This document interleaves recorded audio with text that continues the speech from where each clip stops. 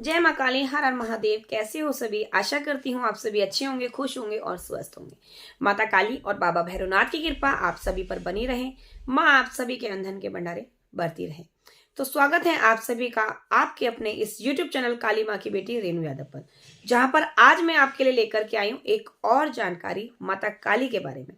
माँ काली की अगर जो कोई आराधना कर रहा है, माँ काली के अगर कोई सेवा कर रहा है तो उसकी परीक्षा चल रही है। तो किस प्रकार की परीक्षा चलती है माँ की आराधना में, और माँ किस प्रकार की परीक्षाएं लेती है, और इन परीक्षाओं की घड़ी में हमको क्या करना चाहिए जिससे परीक्षाओं के समय हमें कठिनाइयों का सामना कम करना पड़े। तो उसके लिए आप ये वीडियो पूरा देखिएगा, इसके बिल्कुल भी ना करें ताकि कोई भी महत्वपूर्ण पॉइंट आपसे छूट ना जाए, क्योंकि इस वीडियो में मैं आपको बताऊंगी माता काली की परीक्षा में क्या क्या हमारे साथ घटित होता है और इनसे बचाव के लिए हमें क्या करना चाहिए, साथ में बचाव भी बताऊंगी। तो उसके लिए अगर पहली बार आए हैं चैनल पर तो चैनल को सब्सक्राइब जरूर करके जाइएगा, साथ ही बेल वाले बटन को दबा दें ताकि आने वाली हर वीडियो का नोटिफिकेशन आपके पास में पहुंच सके। तो शुरू करते हैं बिना देरी किए हुए आज का वीडियो। देखिए, माँ काली की जब हम आराधना करते हैं, माँ की जब हम सेवा करते हैं, शुरुआत में जैसे कोई व्यक्ति परेशानी में है, उसके साथ कोई दिक्कत चल रही है, हल्की हल्की दिक्कत चल रही है, उसने कहीं से माँ काली के बारे में जाना, पढ़ा, देखा, वीडियो आजकल बहुत चल रहे हैं, तो उसमें देख करके उन्होंने माँ काली की जो है सेवा शुरू कर दी, माँ की आराधना शुरू कर दी। माँ की कोई प्रतिमा लेकर के आ गए, उनकी पूजा पाठ कर रहे हैं, कोई नियम नहीं है उनके पास में, कुछ नहीं मालूम क्या करना है क्या नहीं करना, बस मन अंतर आत्मा से एक भाव उत्पन्न हुए कि बस माँ को पूजना है, बस माँ की सेवा करनी है तो करनी है, चाहे हमें कुछ नहीं मालूम लेकिन माँ की सेवा करनी है।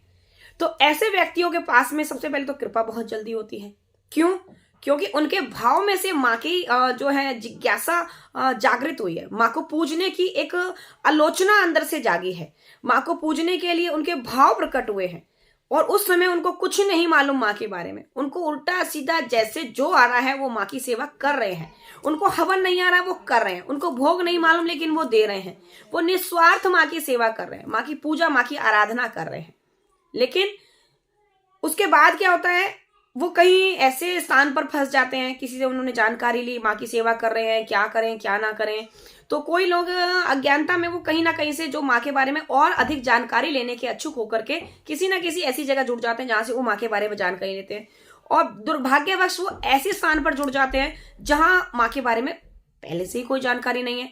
ठीक है, अब वो लोगों से जो उल्ट सुल्ट गलत सलत जानकारी ले लेते हैं, और उसका जो उल्टा प्रभाव क्या पड़ता है कि उनके साथ में दिक्कतें शुरू हो जाती हैं। क्यों? क्योंकि उनको जानकारी है नहीं और वो एकदम अंधाधुंध माँ की सेवा कर रहे हैं, उल्टे सीधे भोग दे रहे हैं, माँ को वचनों में बांध रहे हैं, माँ को बिगाड़ रहे हैं, माँ को चिंघरा रहे हैं, है ना। उल्टे सीधे भोग देकर वचन भरवा करके ये वचन वो वचन, क्योंकि कोई गुरु गोरखनाथ जी का वचन दिलवा देता है, कोई बाबा भोलेनाथ का वचन दिलवा देता है, उनको शपथ दिलवा देते हैं।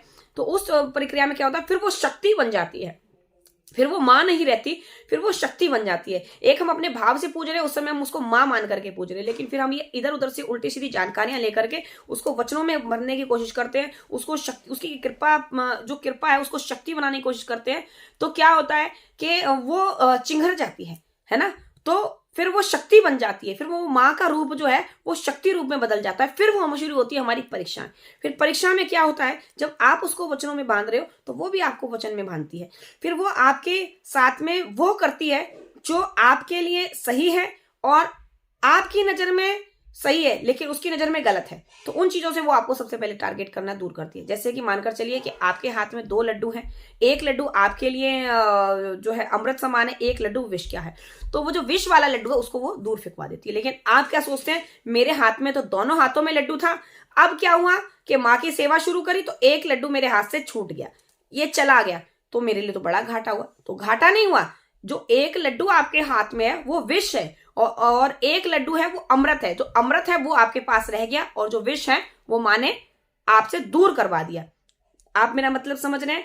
जैसे कि आप किसी संगति में हैं, आपकी नजर में संगति अच्छी है लेकिन उसकी नजर में आपके लिए वो संगति आगे जाकर के खराब है। अब उसको में टारगेट बना लीजिए घर परिवार के लोग, रिश्तेदार, फ्रेंड या जो भी आपके करीबी रहे, उनमें से अगर जो भी आपके लिए सही है तो माँ सिर्फ और सिर्फ उन्हीं को आपके पास रखेगी जो आपके लिए गलत है, लेकिन अभी फिलहाल आपके साथ ऐसा बर्ताव कर रहे हैं, पता नहीं कितने अच्छे हैं आपके लिए, तो सबसे पहले माँ उनको दूर करवा देगी आपसे। आपकी परीक्षा में आपके ऊपर गरीबी, भुखमरी, एक ऐसी भी परीक्षा आ जाती है कि जिस समय लोगों के पास में कुछ नहीं रहता, खाने के लिए भी मोहताज हो जाते हैं।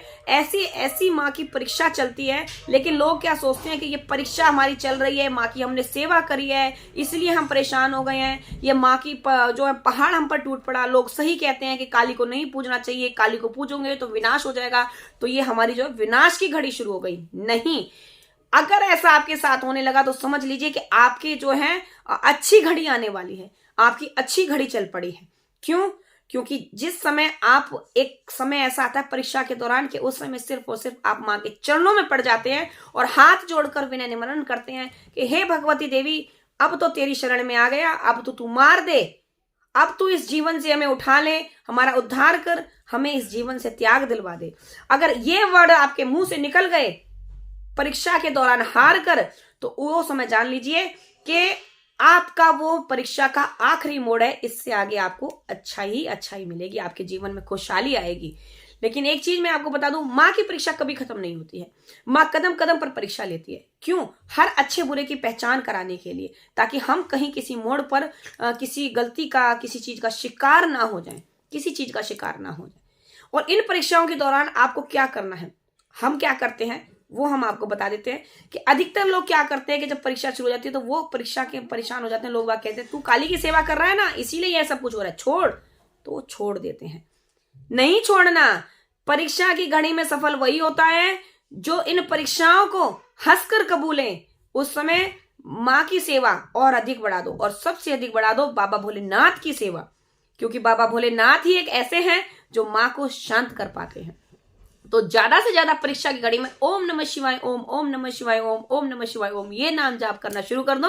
माँ की परीक्षा में आपको, परीक्षा में भी आपको फूल झड़ेंगे, माँ की उनकी कृपा मिलेगी।